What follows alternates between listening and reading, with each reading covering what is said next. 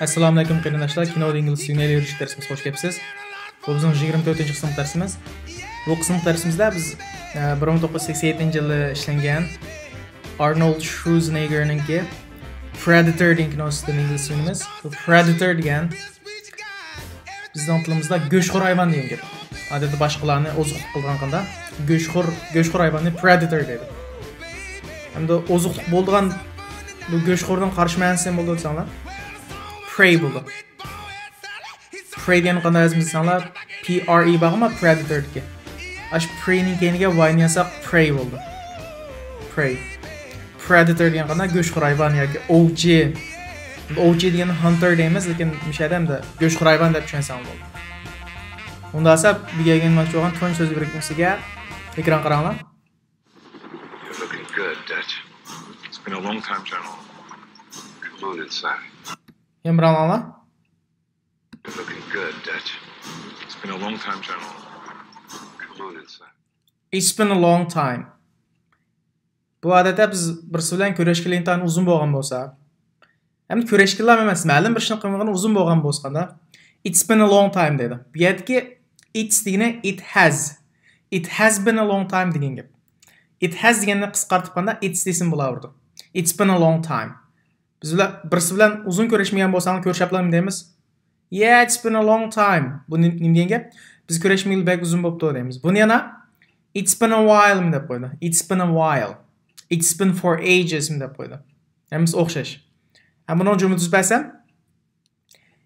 It's been a long time since I visited you. It's been a long time since I visited you.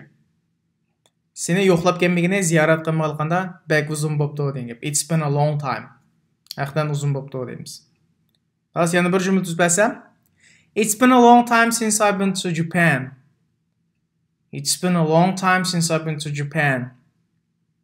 Qada Yaponga bormag'ili uzun bo'lib ketibdi degan gap. It's been a long time since I've been to Japan. That's being demoqchi bo'lgan ikkinchi so'zga ekran qaranglar. Man's losing. He's losing his cool. There's nothing but a couple of guys running around out there, and we got to take him down. Yemranlar. Man's losing. He's losing his cool. There's nothing but a couple of guys running around out there. Lose one's cool. Sovuqqanlikni yo'qotib qo'ymoq degan gap. He lost his cool. U qanday o'zini yo'qotib qo'ydi. Deymiz. Buni jumla tuzmasam He lost his cool when he couldn't beat the game. He lost his cool when he couldn't beat the game. Beat degan yangmak degan gap. Yangmak. Musobaqani yengolmagan ekan, he couldn't beat the game. Qana? Musobaqani yengolmay, he lost his cool. O'zini yo'qotib qo'ydi demoqchi. He lost his cool when he couldn't beat the game. Yana bir jumla tuzmasam Don't lose your cool. Stay calm. Birisi qanday sakrab, chashrab ketgan bo'lsa deymiz. Don't lose your cool. Stay calm. O'zing besib ol. Bu sovuqqanlik bo'l, o'zingni yo'qotib qo'yma. Stay calm demoqchi. Unda esa bu yerga men shu eng oxirgi so'z berkimsiz ekran qaranglar. You ghosting us, motherfucker. I don't care who you are back in the world. Yemranlar. You ghosting us, motherfucker.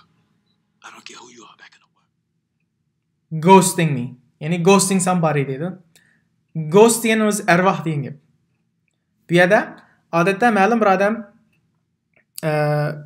o'zini chatnigan bo'lsa, o'zini tatgan bo'lsa, yo'qolib ketgan bo'lsa, sunuvkonlik. Deymiz? Birisidan o'zini tatgan bo'lganda ghosting somebody dedi.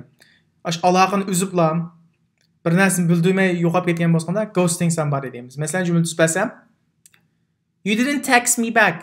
Why are you ghosting me? You didn't text me back. Why are you ghosting me? Qana sen menga uchur yozmading. Nima ish o'zing meni qochirsa demoqchi bu yerda. Unda yo'qolib ketsa, masalan birisi bilan uchirish chiqqan bo'lsanglar, endi qarshi taraf yoqmadi-da. Yoqmagan bo'lsa, birisi yo'qolib ketadi-ku. Ha, shunaqa dal keldim shu ghosting degan.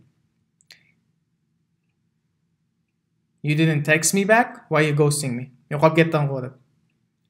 Buni ham bir jumla tuzmasam I haven't seen Tom in 3 months. I haven't seen Tom in 3 months.